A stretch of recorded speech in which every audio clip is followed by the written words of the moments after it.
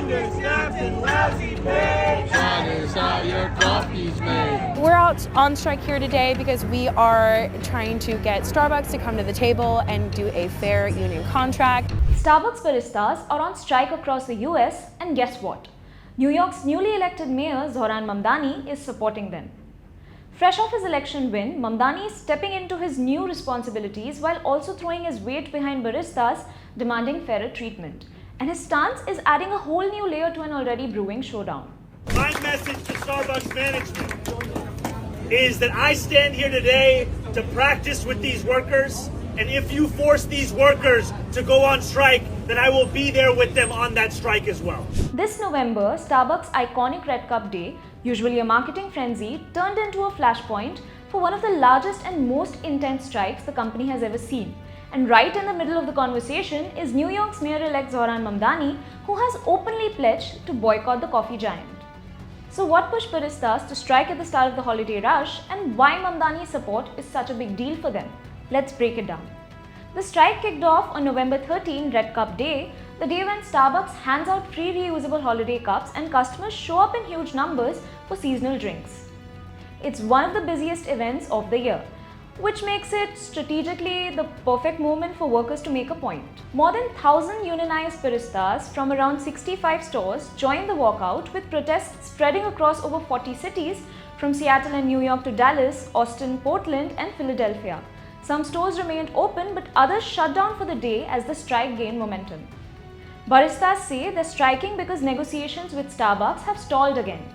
Talks between the company and union representatives dragged on for months before breaking down, and workers accused the company of refusing to offer meaningful changes to pay, scheduling and staffing. And this isn't a sudden uprising. It's part of a years-long push for better working conditions. Many of the grievances are long-standing. Workers say they have faced short staffing, unpredictable schedule, low wages, and pressure during high-traffic promotional events like Red Cup Day, which baristas have described as one of the most infamously hard, understaffed days of the year. The demands are fairly straightforward: higher pay, consistent hours, better staffing, and a fair contract. The union representing thousands of baristas, called the Starbucks Workers United, has filed more than 1,000 charges alleging unfair labor practices, including retaliation against union organizers. Workers also want enough weekly hours to qualify for benefits, and many argue that rising living costs simply aren't reflected in their pay. But how did Starbucks react to it? Well, the coffee giant has said that it already provides what it calls the best job in retail, pointing to an average pay of around $19 an hour and benefits for workers who meet the 20-hour requirement. The company has also emphasized that the union represents a small percentage of its US workforce and claims it's the union that walked away from negotiations. But union delegates say the company's recent proposal, an annual raise of at least 2%, is not enough, especially without improvements to healthcare and other benefits. And in April, workers voted to reject that offer entirely. So the tension has been building, and Red Cup Day became the tipping point. Now enters Zohran Mamdani.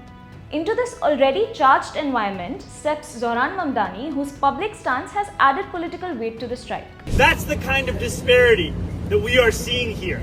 And what these workers are asking for is the bare minimum. They are asking for a salary that they can actually live off of. They are asking for hours they can actually build their life around. They are asking for the violations of labor law to finally be resolved. And they deserve a city that has their back, and I am here to say that that is what New York City will be.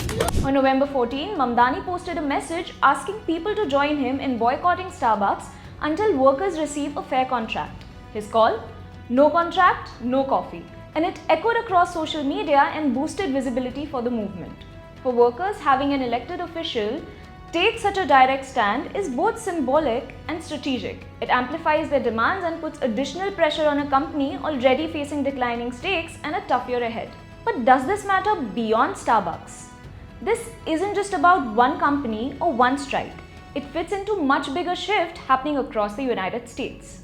Unionization, especially in retail, hospitality, and service industries, has been on the rise. Public support for unions is growing even as membership numbers remain relatively low. Younger workers, in particular, are organizing at levels not seen in decades. and Starbucks has become one of the most visible battlegrounds in this new labor landscape. Negotiations here could set precedents far beyond coffee counters. The company is simultaneously trying to reinvent itself. Its new CEO, Brian Nicol, is overseeing a major restructuring, closing underperforming stores and trying to bring customers back with a back to Starbucks strategy. But the strikes, the stall negotiations and the public criticism aren't helping the brand's already shaky sales trends. With unionized workers threatening an indefinite strike, this could become the longest and largest labor action Starbucks has ever faced. And no contract, no coffee might just echo a lot longer than this holiday season. This is Aditi Suryavanshi for the Free Press Journal. Subscribe to our YouTube channel for more such informative videos.